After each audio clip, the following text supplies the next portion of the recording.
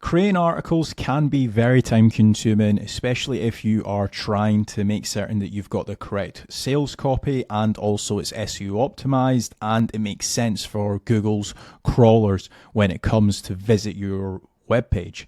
Now, what I have done here is, again, I'm giving away a completely free sheet, and what I've done is I have created an article builder that all you need to do is plug in a few competitors and it will generate the prompt for you to then basically output it into ChatGPT.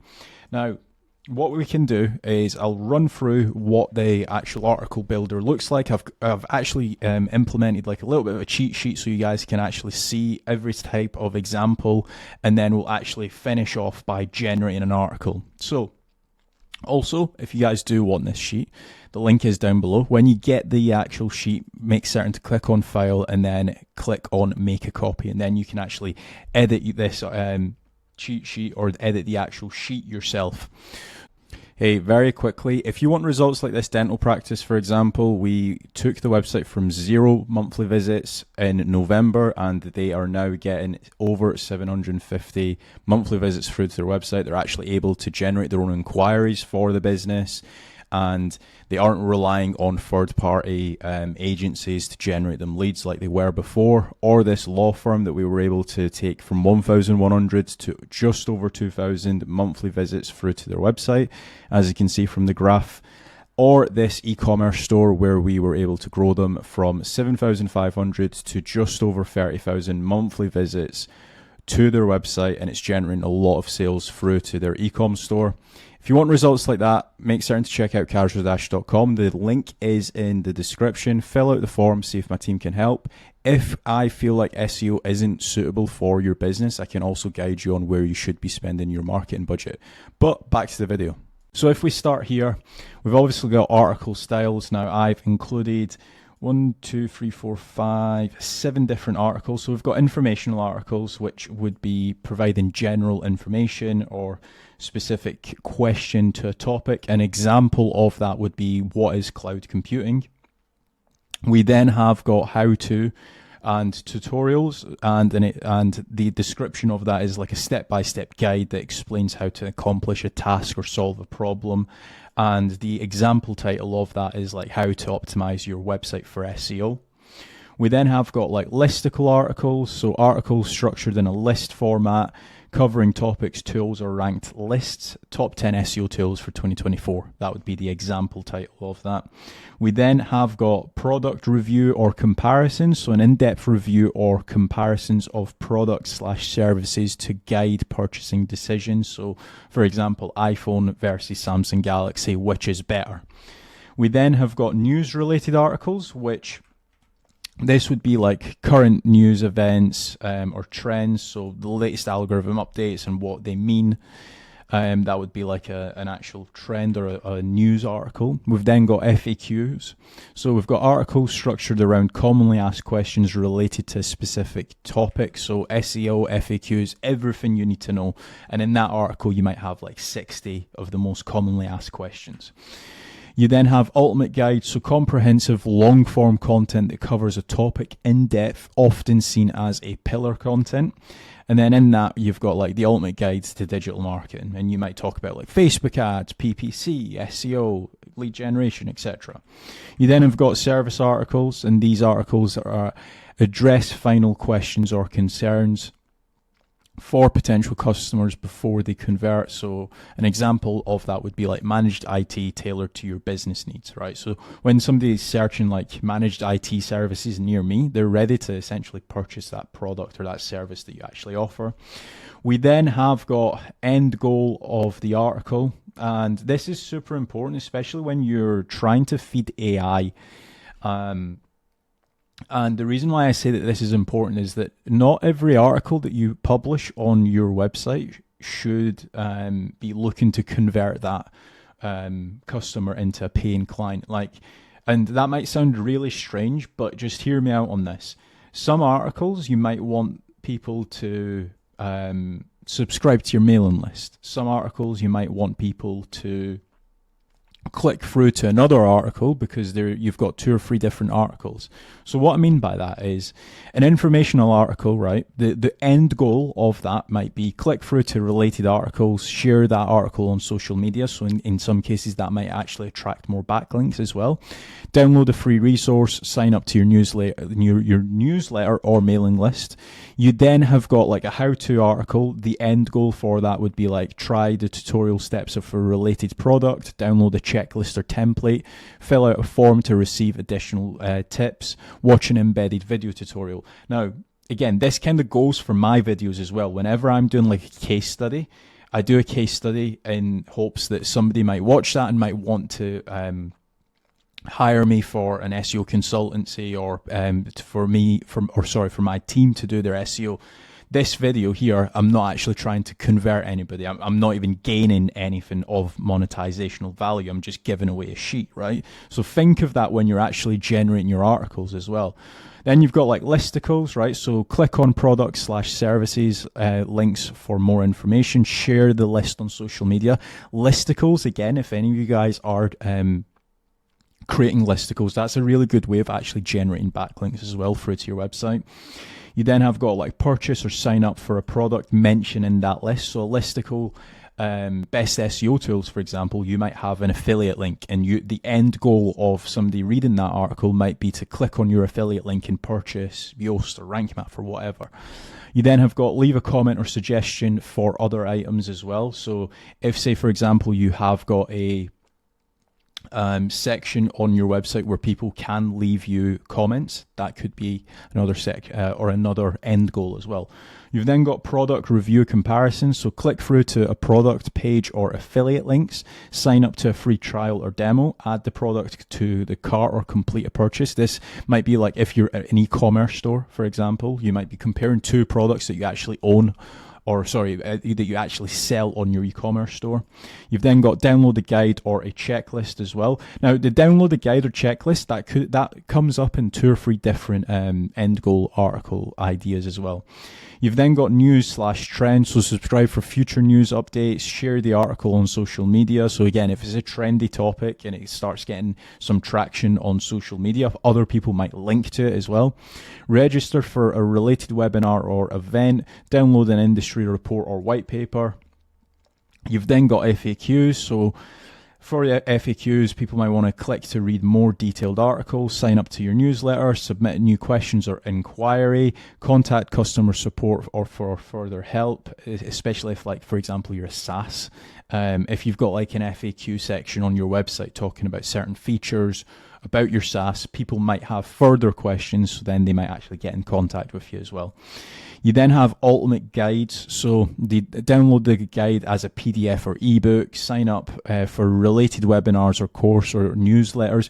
If you're writing an ultimate guide as well, one thing to bear in mind is if you truly make that like the best ultimate guide on on-page SEO, the next time you do an ultimate guide and it is actually truly providing value, if you do an ultimate guide on off-page SEO or link building, as soon as people see that on their newsletter, they're going to essentially click through and try to read more about that. So just bear that in mind. If you are doing ultimate guides, try to provide serious value. This is kind of like the ultimate guide, or this video is kind of like the ultimate guide to building articles for SEO.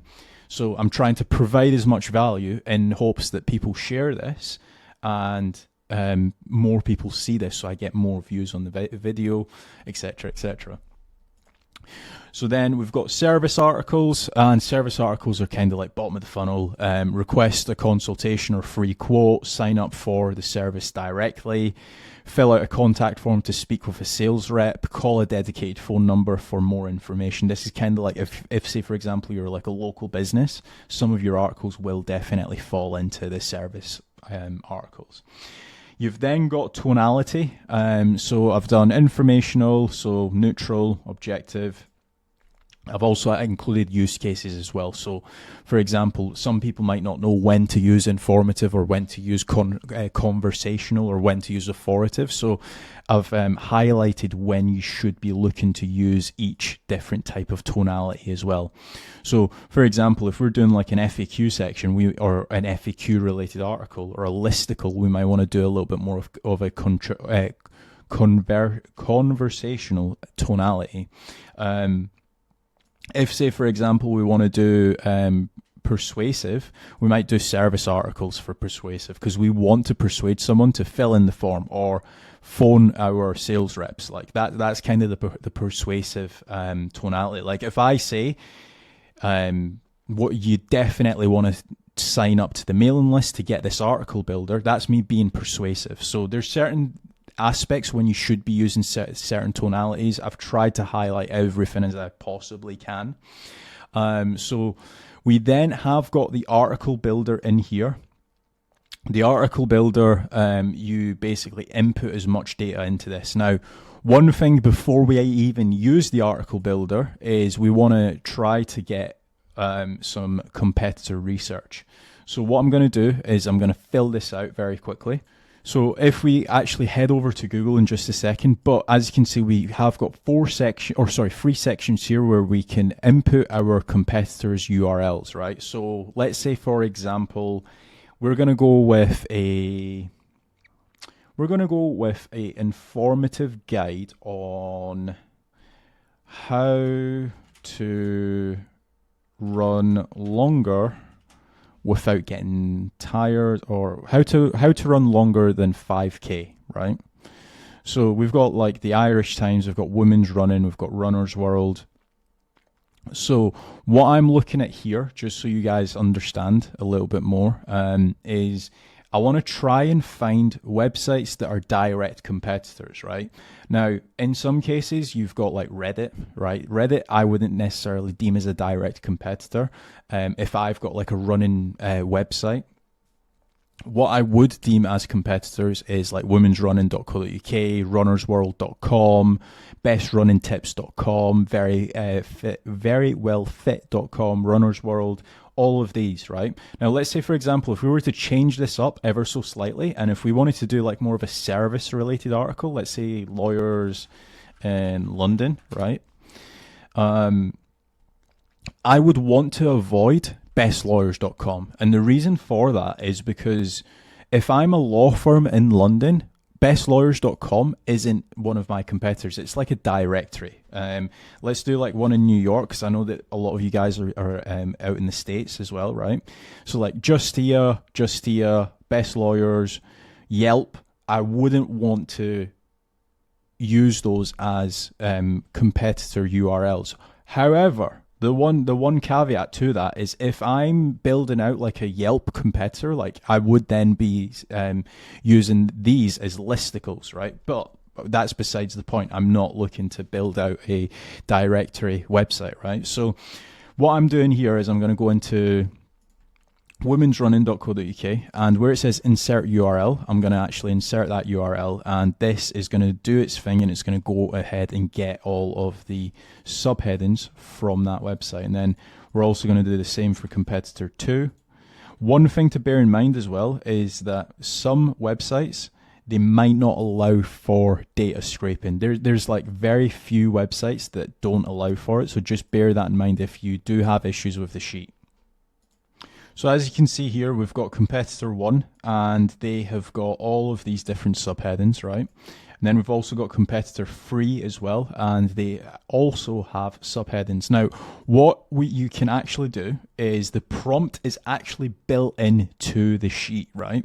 So the prompt itself is, here are my subheadings, here are my competitor subheadings. Can you group similar subheadings and create an article outline with the subheadings that I can give to my writers.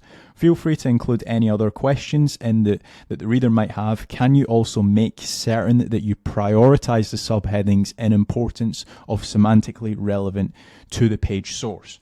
Now that's super important because, for example, if you're trying to get all the micro wins, having a subheading that's really important halfway down the page isn't going to yield you as much value or as much power as if it was further up the page. So we're essentially restructuring and rejigging our competitors' subheadings to also make a better article, right? So this is step number one. We're going to copy all of this, all of the subheadings, and then paste it over onto ChatGPT.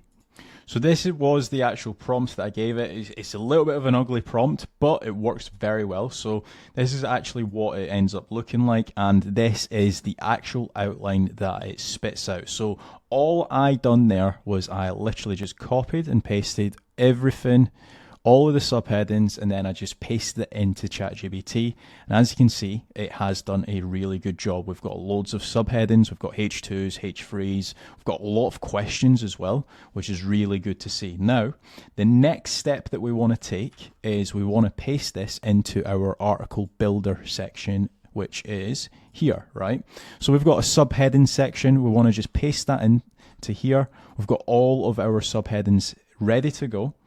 We then want to give this article a title. So the title of this article would be, let's actually just do how to run longer distances.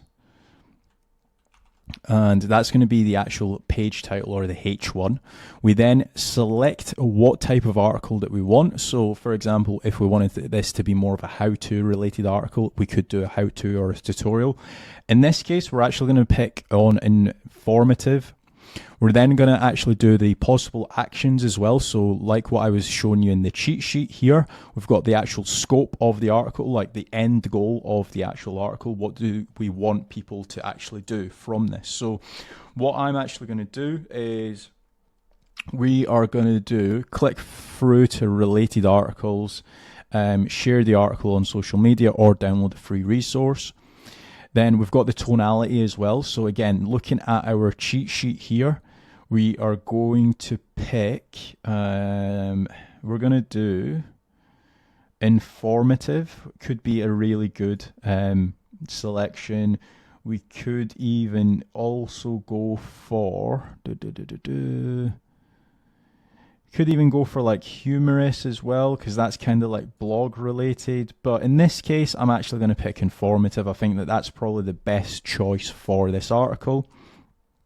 So that's that one. And then sources as well. So sources is super important, especially if you want to fact check the article. Now, there's a few different ways that you can do sources, right? So let's say, for example, if we wanted to do an article on running. So what I like to do is I'll go over to Wikipedia and I'll find a page based off of what I'm trying to write on, right? So in this case, we're going to do running. What you can actually do is you can find references that Wikipedia has actually also used, or if you want, you can also use the Wikipedia page to fact check everything, right? So this kind of stops ChatGPT hallucinating and just writing a load of garbage. Right, so I have just started generating the article, but this is the actual prompt that I have used. Again, it's all in the sheet, so make certain to click the link down below and use it. So, can you write me an SEO optimized article? I have included the title, actions for the reader, tonality, subheadings, and sources to reference. I also need you to make sure to use LSIs of the title in the introduction paragraph, right? So that's, again, really important when we are trying to rank for secondary keywords as well. So if we take a look here, how to run longer distances. Running longer distances is an exciting challenge, whether you're aiming to complete a 10K, a half marathon, or even a first ultra marathon, right? So the good thing about this is that some people will actually search how to run a ultra marathon, how to run a half marathon, how to complete a 10K. And the fact that we actually have this higher up in the article, that's actually a really good thing, because it shows to Google that we are actually covering the topic in its entirety, and that we are also trying to rank our secondary keywords. We don't just only care about how to run long distances, right? We want this article to rank for as many secondary or closely related keywords as well. And this is a really good article, very good starting point, right? So then we've got like our H2s, so how to run longer distances. Don't skip your warm up. Before any long run, warming up is essential. It prepares your muscles, so on and so forth. We've got all of the different questions as well. So if, as you can see, training for races or longer than 5Ks, how to prepare, 5K tips, 10K tips, marathon running tips, how to run your first ultra marathon, first marathon horror experiences, performance and improvement, is a sub 40 a realistic 10K goal for me. We've got everything to do with that. And then we also have running longer distance, so this is the conclusion right at the bottom. So as you can see, it is a very well detailed article. And then right at the bottom, we also have, by following the tips in this article, you can gradually increase your endurance and achieving your running goals. Ready to take your training further? Click here for a more in-depth training plans and tips, right? And this link, or this link can internally link to, let's say, your mailing list, or let's say a PDF guide, right? So share this article with your fellow runners and sign up for our newsletter.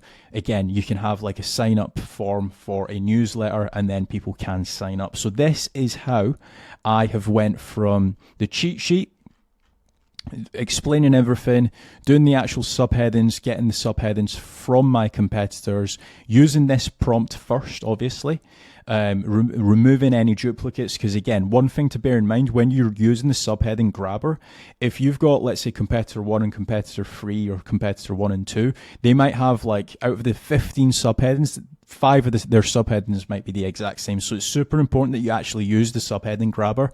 Once you've then used the subheading grabber, paste it into the subheading section, and then obviously fill this all out. One thing as well to bear in mind, I'm trying to cover as many different caveats as well, because not everybody's using this sheet just as sole purpose of the sheet isn't just to write one specific type of article, right? Let's say, for example, if some of you guys are local businesses and you're trying to rank, let's say, SEO agency in New York, right? You can obviously have in the sources search engine optimization, right? And you can obviously link to the actual documentation as for one of the sources, right? So you can actually have that. One thing that I would also say is I would just remove the hashtag. So it's literally just this page here, right? So just have that. And then you can also do, if we're going to go after like New York, let's say, you can also have like the New York City as another one of your sources as well. So you can have as many as many sources as you possibly want in the sources section. The reason why the sources section is super important is because we're cross-referencing any ChatGPT lies or any ChatGPT hallucinations prior to actually publishing that article. The next step is obviously what we can do with this is we can obviously just copy all of this. You can obviously copy this and publish this through to your website. But let's take this one step further. Let's make this a super optimized Hemingway art app, I think it's called.